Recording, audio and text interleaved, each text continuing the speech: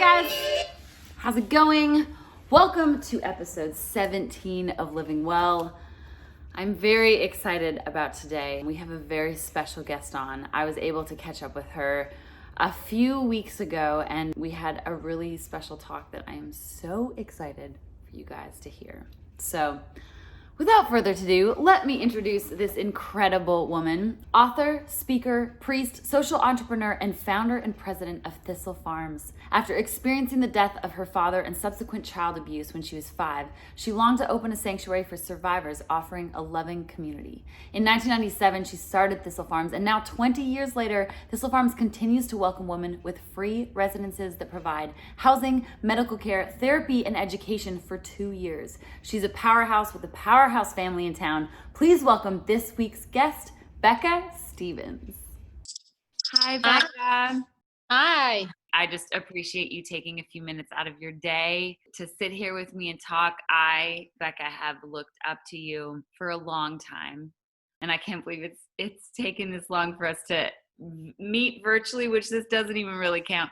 You are such an incredible role model and leader. And I mean, apart from being an amazing wife and mother, as a speaker, a priest, having doctorates, like honorary doctorates, I mean, there's just, you do everything, and you're such an unbelievable activist and survivor. And as somebody who has just come forward with my story in the past few weeks, I want you to explain first. I mean, I just have so many questions, but I want you to explain first how Thistle Farms came to be and what inspired you to start it. Hey, and I just want to say I'm so proud of you. Thank you. It's a beautiful thing to speak your truth and to be able to speak it poetically and powerfully, and to do it in a way that is healing, not just for you, but for a lot of people, and invites them in. And honestly, that was my goal in starting Thistle Farms. I mean, I really do feel connected to you, and I love your song. I love you for doing that. And, you know, it's my story too. I share it with you. I join with you. You know, my dad was killed by a drunk driver when I was 5, and then my sexual abuse started at 6. And it went on for years, and it was, you know, it was awful. It's like anybody, well, I mean, everybody's experience is awful. And I'm so sad that there are so many of us in that club. You know, my first memory is actually in the church fellowship hall, and my last memory is in a horse stall in a barn about 3 years later. And I keep thinking, like, how appropriate. Like, it was really shit. I was in shit. Yeah. It was it's almost like sometimes if you need a good metaphor, sometimes they're right there, just right in front of you, and it's perfect. I had a great mom. I had a lot of positive things, but for sure at any time I could have changed places with the women I ended up serving in the community of Thistle Farms. Mm-hmm. And I know probably the reason you wrote the song, I don't know all of it, but I do know part of it is in gratitude for the mercy that you've known in your life, and for the forgiveness you've been able to conjure up. And to offer that out is a way to inspire other people to not let that be their whole story, but to make you do other things and to make you more powerful in the world. And that was my goal at Thistle Farms, is to say that love is the most powerful force for change in the world.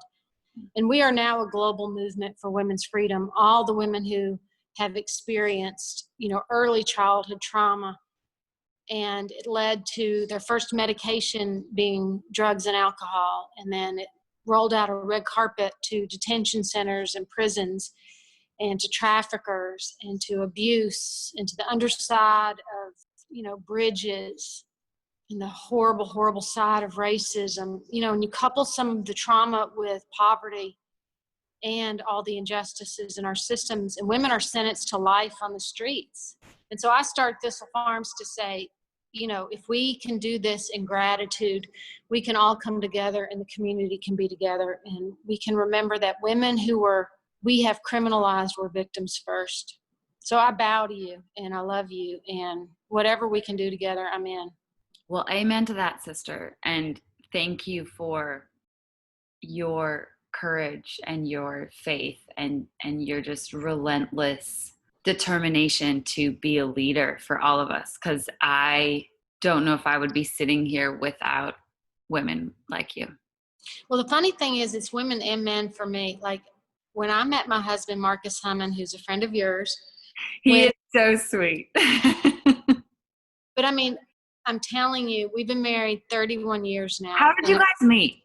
We met because he was taking a couple classes at Vanderbilt Divinity School where I was taking classes to get ordained as an Episcopal priest. But what I was going to say is that I remember at one point him saying that having a relationship with me is like learning a body with landmines. Wow.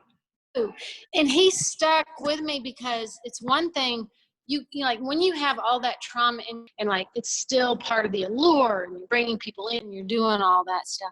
It's another thing to be like, okay, here is my heart and know me and I'm in it.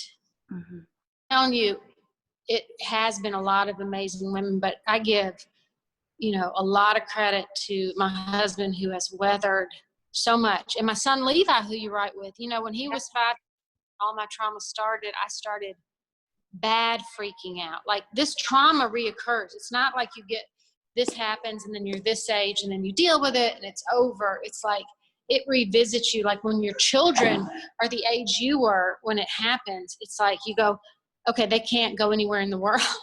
The world isn't safe. Right.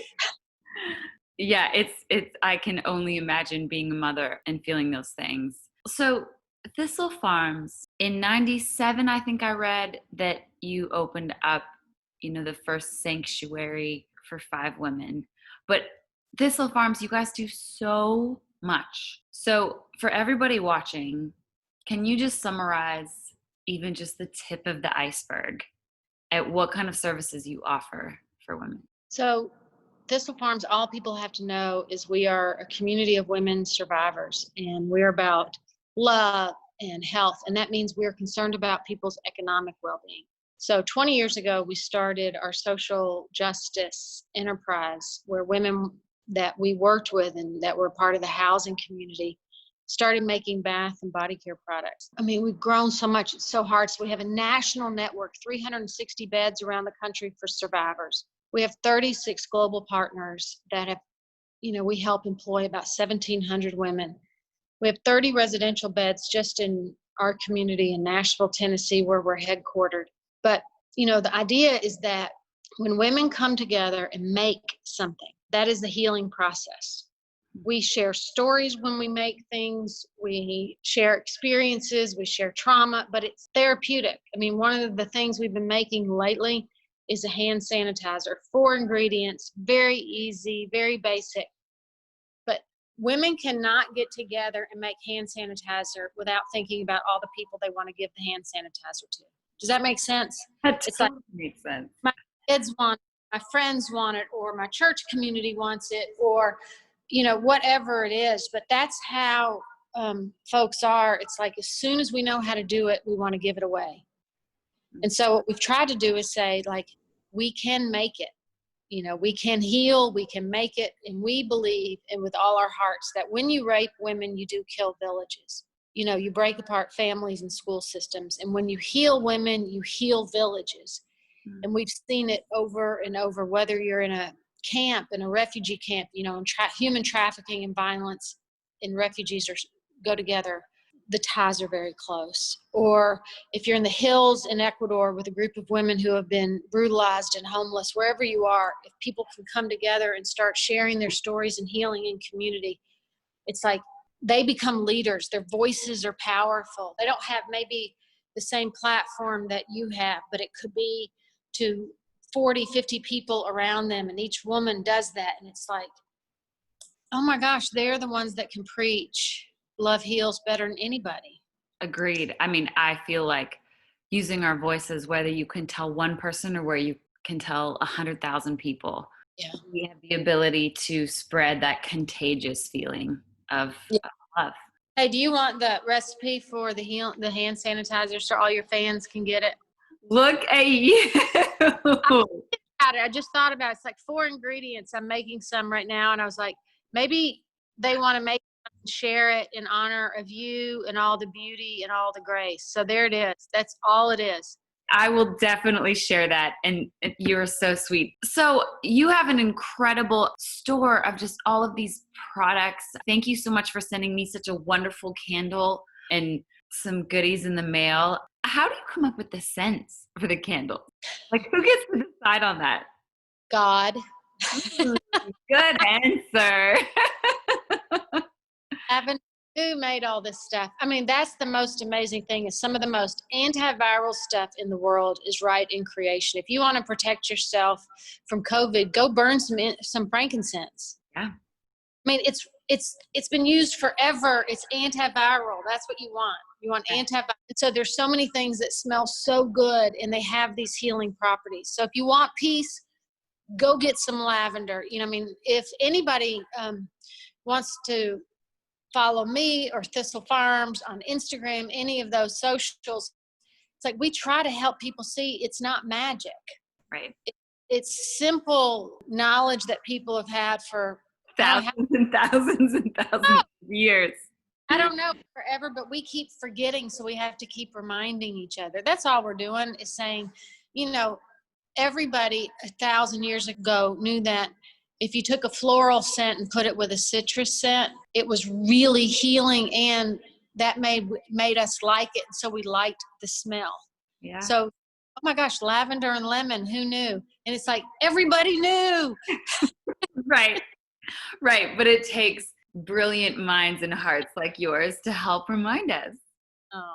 That I love that. How, other than, you know, going to the store and seeing all of the incredible products that people can buy and bring into their lives that will just enrich all of our lives because you have so many incredible things up there. But how else can people help? You know, again, it's a unique time. This is a pandemic. And in this time, small things are huge. So no one should downplay like I'm doing some small part and think they're not helping change the balance of how people love in this whole world. You know, this is my first year where I have taken pineapples to friends and just put it on their front porch as a reminder that somebody's thinking about them. And a pineapple makes people cry. If you make that hand sanitizer and send it to people, it's something about being handmade and touched by humans and given to someone in love that makes a huge difference in this whole social distancing time. So, you know, if you buy our soap, that's huge. You know, if you think that you love what me or Thistle Farms is trying to do, buy the soap. That makes a huge, huge difference. Send us a note on social media and be a social media advocate. Has anybody ever doubted the power of social media advocacy in this I Can't Breathe movement? Mm-hmm. You know, it's big, and we shouldn't, again, downplay a sweet post. I think the last thing people should do, and I think they're taking their cue from you, which is really big, is to speak their truth. And that is a big, big, big, brave step. And do it in a safe way and do it in a safe space where you feel good, you feel like you're helping other people, but doing that is big. That's what I would say. I love that. I love that so much. I'm just looking at this list here. You have founded 8 organizations. You wrote 10 books. You are a speaker. You are a priest. You have 4 honorary doctorates. I mean, Becca, you are truly a force to be reckoned with. And I'm just honored to be in your presence. All it means is I've lived a long time. You will have all of that and more. Don't worry about it. Sister, I mean, what is something you can't do good? I mean, you can do you are just an unstoppable force. I don't know what all I can. I don't really want to talk about all that. I feel like all of our lives are a teeny bit more humble in the pandemic.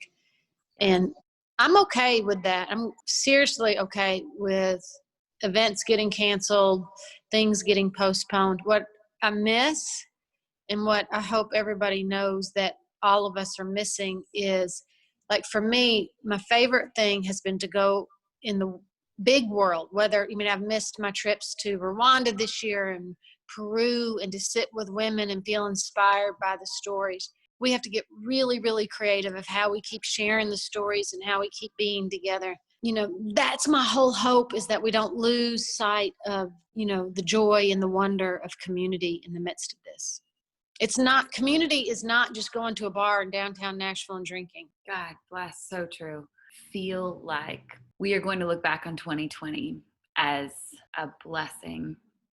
And it's like taking this magnifying glass. And yes, I mean, with so much good, more frustrations and feelings of chaos do come up. But I feel like this year has been gifted to us in a lot of ways to help us see and understand things that we were missing and see things that were right in front of our faces. And I am such a hypocrite in this because I was on the road 280 days last year. Sometimes I just go so fast that I don't even really understand what is happening around me. And this year has just been like, okay,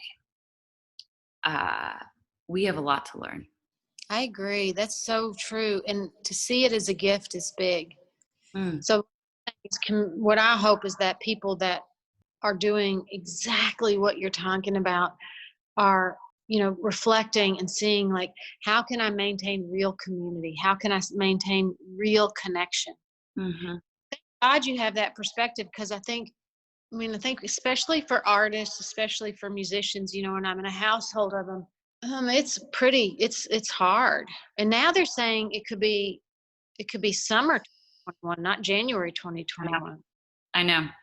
Right, and just keep making pies and pretending like it's all good. And hand sanitizer. Before we go quick, I mean, your husband, Marcus, is just, thinking of the two of you together is just the definition of profound to me. But he is such a beautiful human being and incredible songwriter, and has written some of my favorite songs ever, including Cowboy Take Me Away and Born to Fly and Bless the Broken Road, and these songs that are just like generationally beautiful.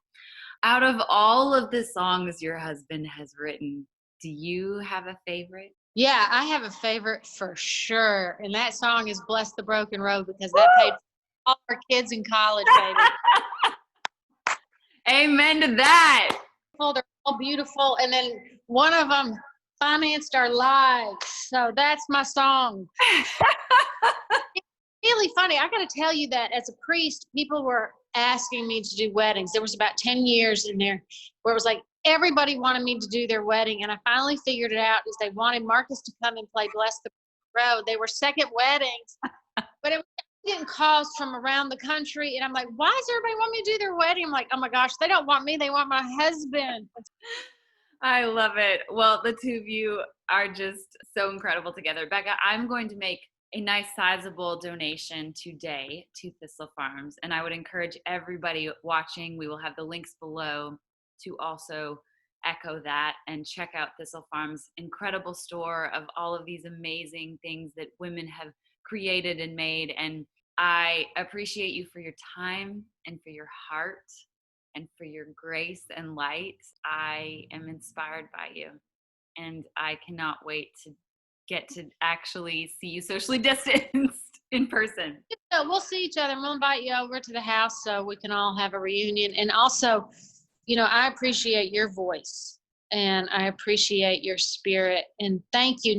People don't have to be nice to you, and remember to give back. And when people do, especially this year, it makes me weepy. I love you. Thank you. I love you, Becca. Thank you so much. I mean, talk about a super family. Becca, she's an author, she's a speaker, she's a priest, she's an entrepreneur. She started Thistle Farms. Her husband is Marcus Hummin, who wrote songs like Bless the Broken Road and Cowboy Take Me Away. Their son is Levi Hummin, who's an incredible artist. I've toured around the world with him. I mean, they're like a powerhouse family, you guys. It's pretty crazy. So this week is a very important week. My sophomore album, Heart Theory, comes out this Friday. I mean, Wednesday, Thursday, Friday. 3 days from now. 3 days from now, guys. I am so excited. I've been working so hard on this album, and I cannot wait to share it with you all, and I cannot wait to hear what you think of it. Also, starting on Thursday night at 11 p.m. Central, I will be doing a 24-hour live stream. I think a few years ago, I don't know if some of you remember, but I did a 24-hour concert busking live on Broadway, downtown Nashville. If you don't know what busking is, it's where like people take their guitars and they play with their guitar case open and they play songs. And so I busked, that's a really hard word to say, on Broadway for 24 hours straight. And I was exhausted by the end of it, but we ended up raising a lot of money for Vanderbilt Children's Hospital, and it was just an incredible day. So we thought for the release of Heart Theory that we would do something similar. And of course, because of quarantine times, we need to make sure we're being safe. So we have organized a 24-hour live stream event. I will be bringing in friends of mine. I will be showing every timeline around the world. We're starting in New Zealand, I'm pretty sure. We're still finishing all the details of it, but I'm so excited. Please come hang out with me whenever you want. I will be available for 24 hours, so you can tune in and out. But yeah, call me crazy or call me awesome, maybe. We're gonna be raising money for the Make You Movement, my foundation, which focuses on disenfranchised youth and specifically survivors of sexual violence and domestic abuse. I will definitely be talking a lot about the Make You Movement throughout those 24 hours, but I am so excited for Thursday night and Friday. Heart Theory is only days away, you guys, days away. Come hang out with me on Friday. All right, now the business is over with. Let's get to the moment we've all been waiting for. It's time for the Willisms of the week. All right, Willism number 1. A 10-year-old Minnie Meunier is painting stunning floral landscape paintings that can sell for up to $15,000. Daisy Watt only started painting 4 years ago when 2 of her grandparents were diagnosed with cancer, and she painted a picture to cheer them up. She ended up submitting a piece of her art to an auction for cancer charities, and it sold for just under 15 grand. The picture was in such high demand that 100 special edition prints were made and sold to countries around the world, including Canada and Hong Kong. Since 2017, she has earned over $80,000 for her artwork and has donated all to charity. That's amazing. Daisy, oh my goodness, you are incredible. You are only 10 years old. I cannot wait to see all of the goodness that you spread into this world. All right, Willism number 2. Single-use plastic bag sales in England have fallen dramatically since a 5-cent charge on each bag was instituted in October of 2015. Overall, plastic shopping bag use has fallen by 95% in England's main supermarkets. Statistics from DEFRA, the Department of Environment, Food and Rural Affairs, determined that plastic bag use shot up in 2014 as consumers use an average of 140 bags per year, accounting for 61,000 metric tons of plastic. That's a lot of plastic. After taking action to curb the rise of charging 5 cents per bag, widespread use has plummeted. Just 4 bags per consumer in the recent fiscal year compared to 140. Supermarkets report that they have collectively sold 325 million fewer bags than in 2019 and 1.17 billion fewer bags than in 2017. Oh my goodness, buy plastic.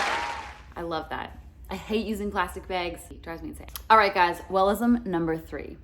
A 5-month-old puppy couldn't find its way back home, but was clever enough to find its way back to its vet's office. The Putarasha Veterinary Clinic in Bangpoo, Thailand, posted surveillance video of this little dog showing up at their doorstep, where it waited until someone let it inside. The black puppy was barking at the very door of the office where it had been receiving monthly vaccinations since it was 1 month old. Luckily, the vet office recognized their patient and reunited the pet with its owner only 15 hours later. Watch this video.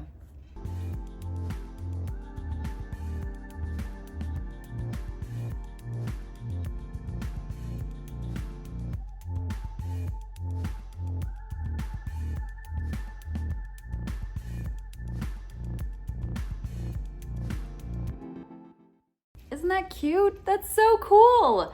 That is so smart how a dog may have not remembered how to get home, but it's been to the vet office so many times, it knew how to get to the vet office. That's amazing. Amazing creatures, amazing animals. All right, you guys, well, that is episode 17 of Living Well. Thank you for joining me today. Heart Theory comes out on Friday, 3 days away. I am so excited. I can barely contain my excitement. Please come hang with me in my 24-hour live stream, as well as tell all of your friends to pre-order and listen and stream and share the album. It would mean the world to me. This is a moment I've been waiting for the past 3 years. I love you all, and we'll see you on Friday. Bye.